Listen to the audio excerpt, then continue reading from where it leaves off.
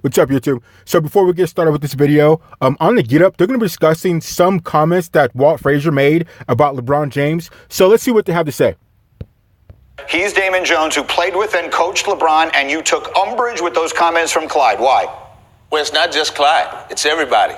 The Lakers are not doing well this year. LeBron is, hasn't played well, the whole season since he's been back. So I can understand when you talk about basketball things. My problem, Stephen A., is when you start talking about the character issues.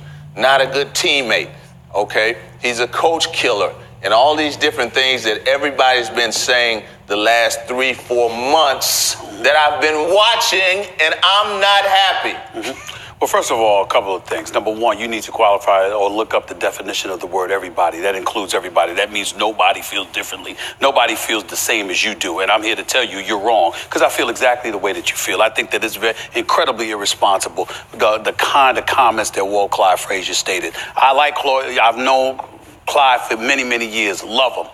But those were some incredibly irresponsible statements on his part. Let's take this into consideration. Attach validation to it, because I'm looking at a 3-time champion, a 4-time league MVP. This man was once on the cover of Sports Illustrated as a 17-year-old. And the only thing that you could say about him in his career, character-wise, is, the decision wasn't handled right. That's it.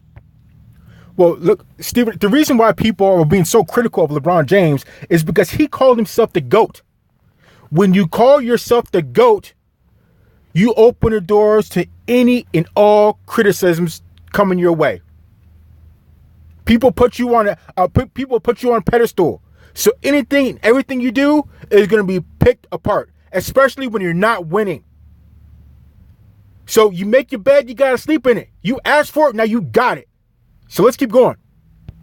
The Lakers ain't going anywhere this year. This man is on the court playing 35 minutes, drops 33 points, is balling. I'm sorry, it's an off year, particularly since he's been back from injury. Before he got injured, they were a top 4 seed. I had them going to the conference finals. Remember that. They get hurt, he gets hurt, they snowball. The man is still averaging 27 a game. Let's take this stuff into consideration. Talks to the media all the time, post game, conducts himself like a consummate professional, is an incredible role model. There's something along the way. Even with me, I'll say something, somebody has a criticism of me, and I'm like, oh, fine, that's cool. Look at my resume. Look at what I've done since I've been in this business. So as far as the numbers goes, it doesn't matter if he's scoring 100 points a game. It doesn't matter, because the fact is, you still lost. They still lost the game. So it doesn't matter what he does. I don't care. If he scored 1 point a game and they still won, that'd be cool by me. So it doesn't matter if he scores 100 points and they lose, they lost. It doesn't matter. They're not going to make the playoffs. And you don't get credit for doing stuff you're supposed to be doing. Oh, he talks to the media. He does this and that. He doesn't get trouble off the court. You're supposed to be doing that. You're not getting trouble. You don't get credit for doing that. You're supposed to be doing that. And when you call yourself the GOAT, people are going to be very critical of you. So let's keep going. This is how many years I've been in this business and the terrain that I had to endure. Well, guess what? You can elevate that 100 times when it comes to LeBron. Look at this man's resume. Yeah. I can sit up there and say LeBron wants to control the narrative. I can say something like that because, you know what? That's all right, because it's true. Right. Also, because he likes to control the narrative. Sometimes he's a bit sensitive to comments, and he's passive aggressive in how he responds to them. Exactly, Stephen A. So, like you said, let's look at his resume, though. This man's sitting at 3-6. He is, he's made the playoffs the past 8 years in a row, but he won't make it this year because he's over in the West. So, and he calls himself the GOAT. I mean, all that, it just doesn't add up. That doesn't look good at all. So when people criticize you, maybe that's part of the reason why. Maybe he wouldn't be 3-6 if he wasn't so critical. Maybe he wouldn't be 3-6 if he was a better teammate. Maybe he would have made the playoffs this year if he was a better teammate and have so much drama. And maybe Anthony Davis could have came over, even though he had contractual obligations going on there. Maybe Kawhi Leonard may have came over to L.A. Maybe Chris Paul would have came over to L.A. if LeBron had been a better teammate and didn't have so much drama. But instead, Chris Paul's where? He's in OKC right now, balling with Russell Westbrook. And I guarantee you, they're going to be in the playoffs chilling right now. They're going to be in the playoffs chasing the ring while you're at home doing nothing, LeBron. So let's keep going.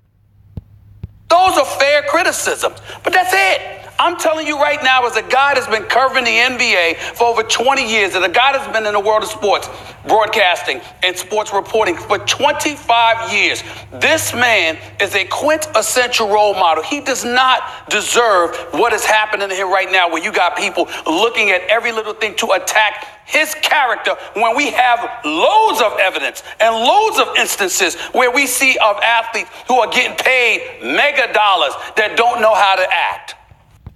So what do you mean he doesn't deserve what's happening to him? He made his bed. He's got to sleep in it. He was the one who wanted to come to L.A. You knew that they didn't have any good players and they were going to have to rebuild. He knows coming out of the East is a lot easier than going to the West. That's why he's able to make the playoffs 8 years in a row. Okay, he knows his record's 3-6. He knows all these negative things that are happening. He knows that if you come to L.A. and you don't win, people are going to be very critical. You haven't made the playoffs. You're not going to make the playoffs this year, and you made the past 8 years. People are going to be very critical. That's because of you. What about those games before LeBron got hurt and when he was missing free throws and you lost those games? What about with your teammates? You're throwing teammates under the bus. You're throwing Luke Walton, your head coach, under the bus. You just didn't start up right. Maybe you guys could have made the playoffs with the squad you had now if you would have been a little bit better teammate. Maybe you would have tried to gel, be a better leader. Talk to Luke Walton when he first got there. Both get on the same page. Get on the same page with the teammates. Talk with them, help them learn. Gel in the system. But you didn't want to do that. So don't cry about everything that's happening to you now and you don't deserve this when you caused this. You caused this. Remember, because you called yourself the GOAT. So let's keep going. That has never been LeBron James in his career. Fair. It's wrong. No debating that. Now, there's a couple of things, however, that have come up this season. He has had issues with coaches in the past. There's no question of that. Sure. Ask David Blatt. Ask Eric Spoelstra. Sure. Those things have happened. You can ask Kyrie, too, about his being a teammate killer. Go ahead. Yeah, he's had problems with David Blatt, but that's not why David Blatt got fired. David Griffin, the GM at the time, went on record saying that the team under David Blatt at that particular time was not going to get it done. That was David Griffin's decision. That had nothing to do with LeBron James. Well, there's two sides to that. Number one, it's never that simple, because when you're the mega star, the magnitude of a LeBron James, you do have an impact. But what David Griffin didn't tell y'all, and what Damon will nod his head in agreement with, David Griffin never wanted David Blatt. That was a Dan Gilbert move. David Griffin had always wanted Ty Lue. Man. Dan Gilbert wanted David Blatt and made Griffin hire David Blatt. David Blatt was never desired by Griffin. Griffin wanted Ty Lue all along. When you had Ty Lue, you won a championship and went to 3 straight NBA finals. That's the guy David Griffin wanted, which is why he's so respected throughout NBA circles, because we all know that David Griffin knows how to be a damn executive. So that's not about, but to your point, it's not about LeBron. Right. And then, Sean, there are people in LA, and we hear it in the fans, and maybe it's just the fans, but who do not believe that LeBron's primary motivation in coming to Los Angeles was about the Lakers and about winning championships. They believe it's about his empire, and it's building towards the next 20, 30 years of his life. And maybe part of that is true, but when you watch him play on the floor, and this is going back to both of your points, to me, there has never been a player that has come into the NBA with the level of expectations that LeBron James had placed on his shoulders and actually exceeded it. Look, Michael, when he came into the league, didn't have the expectations that he was going to be the king when he showed up. Kobe certainly did not have those expectations coming out of high school. LeBron James did. He's exceeded it in every way, shape, and form, which is why he's become a guy that people want to question. He's been sitting at that seat all year. Let me tell you. Let me give you some ammunition that people could get on LeBron James about.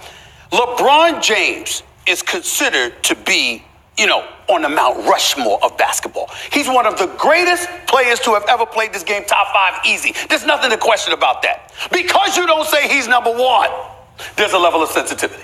Because you'll sit up there and critique. You know what? You look a little bit afraid to go to the free throw line. Or you should have took that shot. Again, he's not going to come in your face and go off on you about it.